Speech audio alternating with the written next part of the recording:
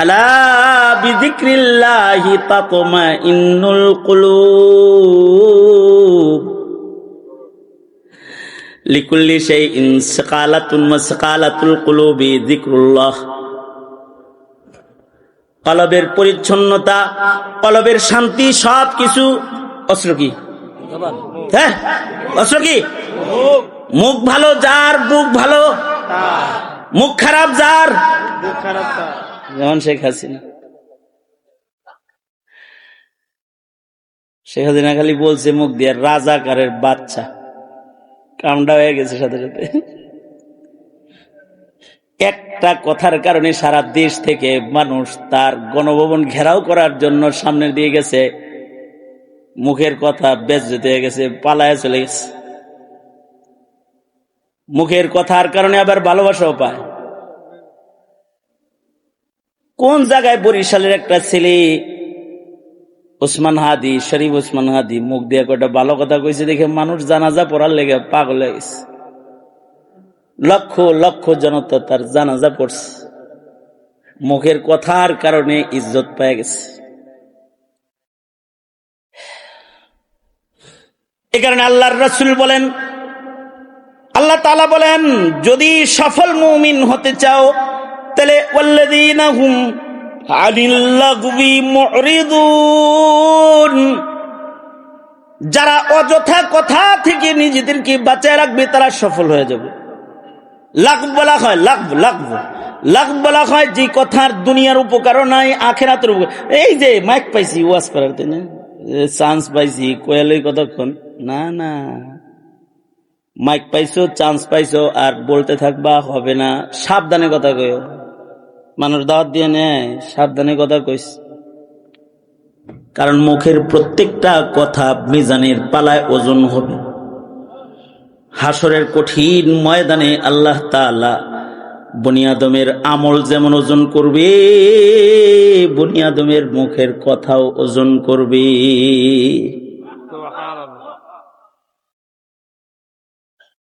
Mic পাইলেই বলো, ফাঁক পাইলেই লেখো, হিসাব করে লেখো, হিসাব করে বইলো।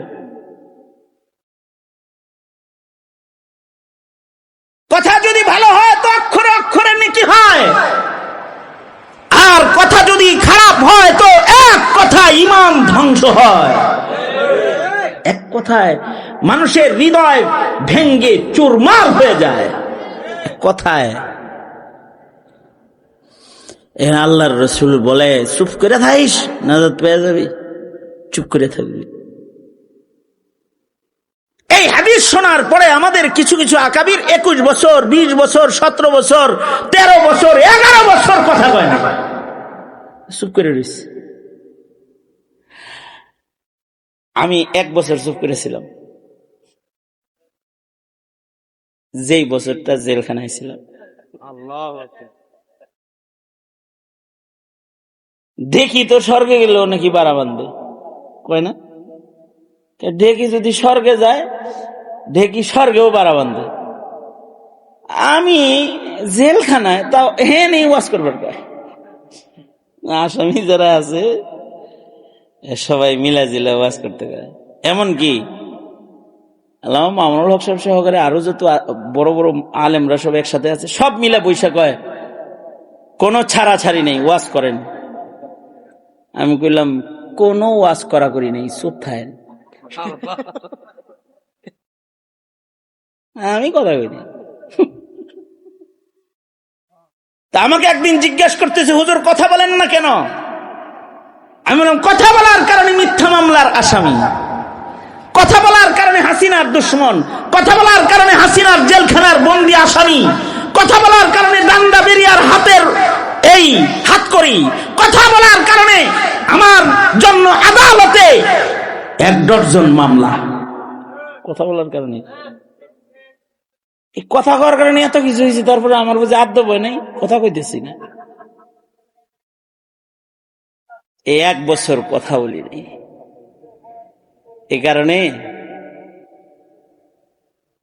যারাই কথা বলতে যাইতো বসে থাকতো, আমি আমার মতো কোরআন শরীফ পড়তাম, শুনে চলে আসতো, হুজুর কথা কইব না।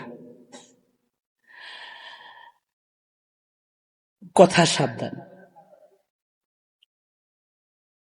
আব্দুল্লাহ ইবনুল মুবারক রাহমাতুল্লাহি আলাইহি বলেন, আমি এমন এক নারীর সাথে দেখা হয়েছে যে 40 বছর কোরআন শরীফের আয়াত ছাড়া মুখে আর কোনো কথা উচ্চারণ করে না, এমন মহিলার সাথে আমার মুলাকাত। ইবনুল মুবারক হজের সফর শেষ করে বাড়ির দিকে যাইতেছে, মক্কা মুআজ্জামার চৌরাস্তায় দেখে এক অসহায় নারী বয়ে রয়েছে। যায় মহিলাটাকে সালাম দিলেন, কিরে চেহারার মধ্যে একটা অসহায়ত্বের ছাপ। আশ্চর্য আজব মহিলা, সালাম দিলে মানুষ কয় ওয়ালাইকুম আসসালাম। নবীর হাদিস, কেউ তোমাকে সালাম দিছে আসসালামু আলাইকুম, জবাবে বলো ওয়ালাইকুম আসসালাম ওয়া রাহমাতুল্লাহ। কিন্তু এই মহিলাকে যে ইবনুল মুবারক সালাম দিলে, মহিলা হাদিসের সালাম উচ্চারণ না কইরা তার কণ্ঠে কোরআন শরীফের একটা আয়াত ভাইসা আসলো। সে বলল সালামুন কাওলাম মির রাব্বির রহিম। ইবনুল মুবারক বললেন, আজব মহিলা কোরআনের আয়াত কয়। জিজ্ঞাসা করলেন, মা এখানে বসে রয়েছেন কেন? আবার কোরআন শরীফের আয়াত, মান ইউদ্লিলহু ফালা হাদিয়া লাহু ওয়া মান ইউদ্লিলিল্লাহু ফালান তাজিদা লাহু ওয়ালিয়াম মুরশিদা।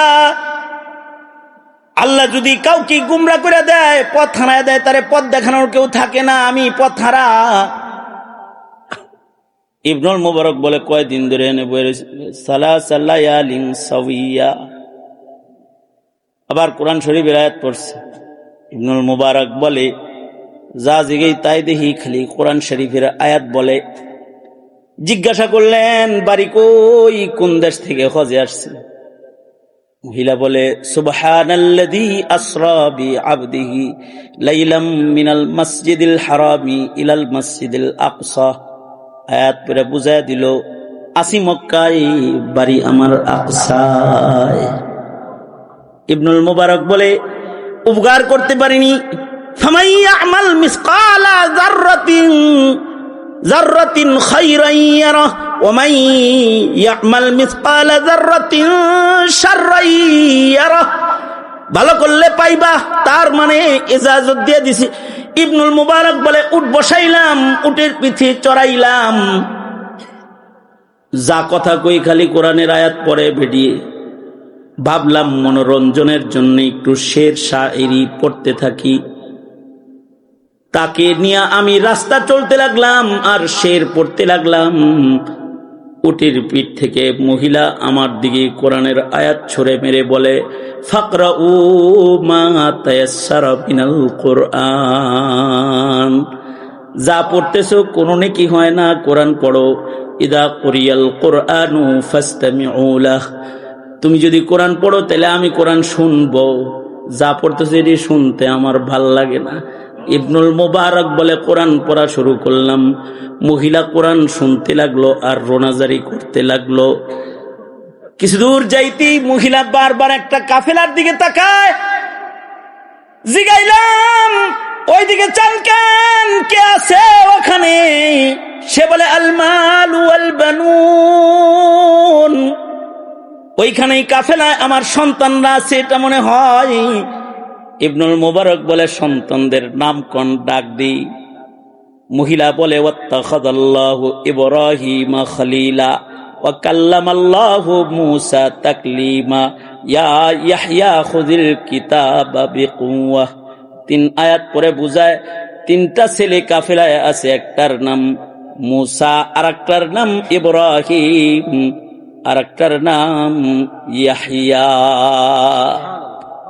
ইবনুল মুবারক বলে, ছেলেগুলার নাম ধরে রাখলাম। আসসনি, ইয়াহইয়া, ইব্রাহিম, মূসা, তোদের মা এখানে। দৌড়ায় সন্তানগুলা চলে আসলো, মা সন্তানের মিলন হয়ে গেল। আমি ছেলেগুলারে জিগাইলাম তোমাদের মায়ের সাথে এই যে যত কথা কই খালি কোরআন মজিদ পড়ে, কতকাল তোমাদের মা কোরআনের আয়াতের বাইরে কোনো কথা বলে না? ছেলেরা বলে ইবনুল মুবারক, আমাদের এই মহিয়সী মা একদিন দুই দিন না, সুদীর্ঘ 40 বছর হয়ে গেছে দুনিয়ার কোন মানুষের বানানো শব্দ মা মুখে আনে না। যখনই কথা কয় কোরআনের আয়াত দিয়ে ইশারায় ইশারায় কথা কয়। তার মানে হলো জবানের ব্যবহারের কতটা সতর্কতা। এ কারণে মুখ সাবধান, যার বুক সাবধান হবে তার মুখ ভালো, যার বুক ভালো হবে তার মুখ সুন্দর হবে, যার চরিত্র সুন্দর হবে তার। চুপ করে থাকার দরকার নাই, কথা কইতে মনে চায় কও, মারুফ মারুফ কথা কও, সাদীদ সাদীদ কথা কও, সাদীদ না। কুলু কাওলান সাদীদা ইসলাহ লাকুম আ'মালাকুম ওয়া ইয়াগফির লাকুম যুনুবাকুম। ভালো কথা কইবা, তাইলে এর বদলা তোমাকে মাগফিরাত দেওয়া হবে। কথা কইবা তো জিকির করো, কথা কইবা তো তিলাওয়াত করো, কথা কইবা তোমার ভাইয়ের লগে তো উদউ ইলা সাবিলি রাব্বিকা বিল হিকমাতি ওয়াল মাউইজাতিল হাসানা, ভালো পথে মানুষদেরকে আহ্বান করো, দাওয়াতের কথা বলো, আমরা বিল মারুফের কথা বলো, নাহয়ু আনিল মুনকারের কথা বলো। তুমি কথা কও না চুপ করে থাকো, যে এত চুপ করাই করো যে বাতিলের রাজ কায়েম হয়ে যায়, তখন তুমি বুবা শয়তান হয়ে বসে থাকো। তুমি শয়তান আখরাস, বড় শয়তান তুমি, কথা কও না কেন তখন? কথা কইবা কর জায়গা আছে, যেই জায়গায় কথা বললে রব রাজি, যেই জায়গায় কথা বললে রব খুশি, যেই কথা বললে তোমার মালিক খুশি, সেগুলা বলো ইনশাআল্লাহ। বলেন ইয়া আল্লাহ, আরো জোরে করে বলেন ইয়া আল্লাহ। ওয়াদা করিতেছি আর কোনদিন জবানের অপব্যবহার করব না ইনশাআল্লাহ। চিল্লা এখন ইনশাআল্লাহ। জিকির করবেন প্রতিদিন 15 মিনিট, বেশি না। 100 বার সুবহানাল্লাহ, 100 বার আলহামদুলিল্লাহ, 100 বার লা ইলাহা ইল্লাল্লাহ, 100 বার আল্লাহু আকবার, 100 বার আস্তাগফিরুল্লাহ আস্তাগফিরুল্লাহ, 100 বার যে কোনো দরুদ শরীফ সাল্লাল্লাহু আলাইহি ওয়াসাল্লাম সাল্লাল্লাহু আলাইহি ওয়াসাল্লাম পারবেন না ইনশাআল্লাহ। প্রতিদিন ছোট ছোট কিছু কোরআন মাজিদের সূরা পড়বেন, বড়গুলা যদি পড়তে না পারেন কুল হুয়াল্লাহ পড়বেন, ইখলাস ফালাক নাস পড়বেন, এটিও পারবেন না। সকাল বেলায় সূরা ইখলাস 3 বার, সূরা ফালাক 3 বার, সূরা নাস 3 বার। সন্ধ্যা বেলায় সূরা ইখলাস 3 বার, সূরা ফালাক 3 বার, সূরা নাস 3 বার। আয়াতুল কুরসি হার হার নামাজের পরে একবার। সকালে সাঁঝে সূরা হাসরের শেষ 3 আয়াত। ছোট ছোট আমল, আল্লাহর কথাগুলা মুখস্থ করে আনেন, এগুলো পড়বেন। আর সাবধানতার সাথে নিজের সন্তানকে কথোপকথন নিয়ন্ত্রণ করবেন। সমাজের বাচ্চাদের কথার নিয়ন্ত্রণ নাই, লেখার নিয়ন্ত্রণ নাই, এ কারণে সমাজে শান্তি নেই। খেয়াল রাখবেন ইনশাআল্লাহ। বলেন সবাই ইস্তিগফার পড়েন। আস্তাগফিরুল্লাহ রাব্বি মিন কুল্লি যামবি ওয়া আতুবু ইলাইহি লা হাওলা ওয়া লা কুওয়াতা ইল্লা বিল্লাহিল আলিয়্যিল আযীম। আস্তাগফিরু